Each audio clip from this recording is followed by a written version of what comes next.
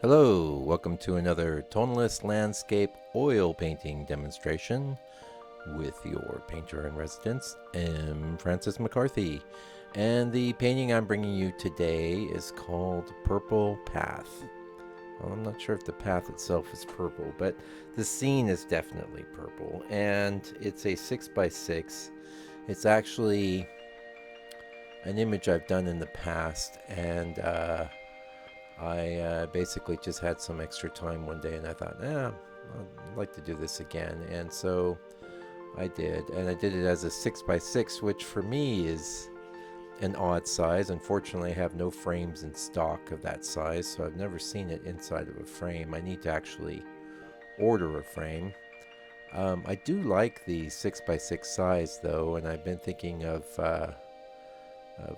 doing this instead of 5x5s when I want to do a study for an image or a painting with an image. And we'll see.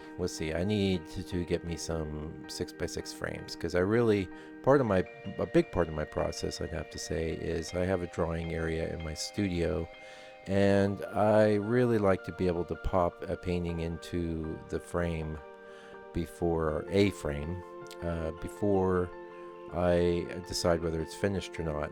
Just something about having the edges closed in and being able to see it in a frame really helps me as a painter.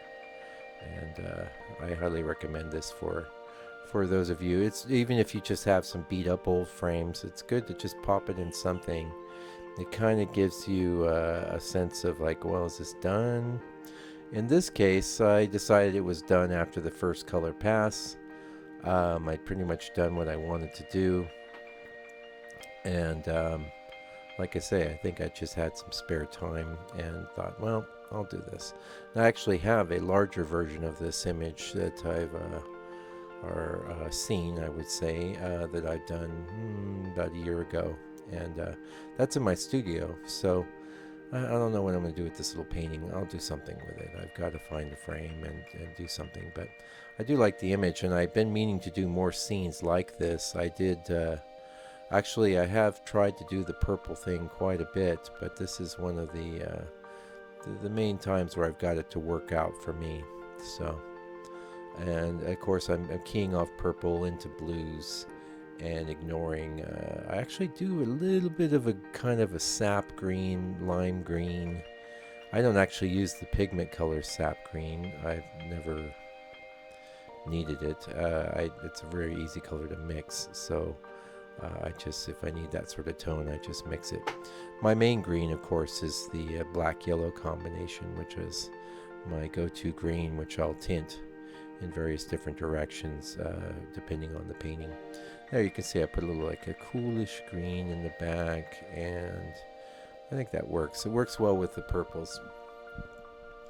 I'm in the studio today. Actually, I'm talking to you. I'm home for lunch, but I've been in the studio today, and I'm doing some more redos. But these are bigger, and the one I'm doing today is really pretty, for me, a very old painting. It's from 2012, and I know I revised it once, like maybe back in 2013. It's incredibly dark and a problematic scene, but I'm taking a crack at it. So I've done the sky this morning, and we'll see how it goes. I've got, in fact, I did 2 redos yesterday, both in this 8x8 size, which is larger than most of the redos I presented here on this channel that were mostly 5x7, sometimes 5x5.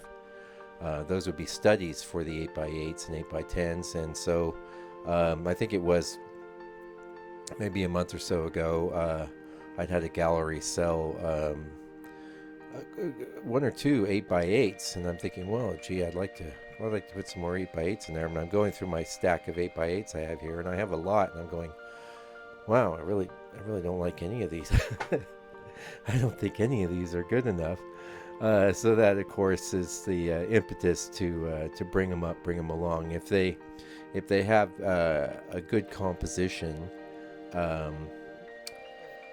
maybe they're just lacking color, they're lacking contrast. Maybe one of the things from my early painting days is I was a lot more trepidatious. I was a lot less sure of myself. So that shows up in the painting, I think. And also, I had some affectations that I think a lot of painters do end up with affectations, especially early on.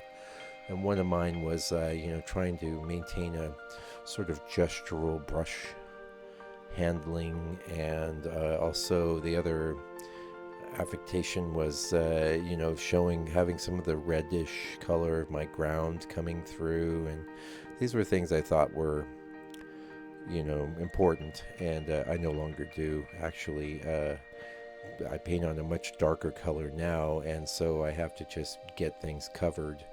I get things covered, and I get things worked out, and I don't worry too much about the bravissimo in the brush handling, because the brush handling tends to look just fine, as a byproduct of me trying to get the painting done, trying to get the scene done in a way that I think looks good.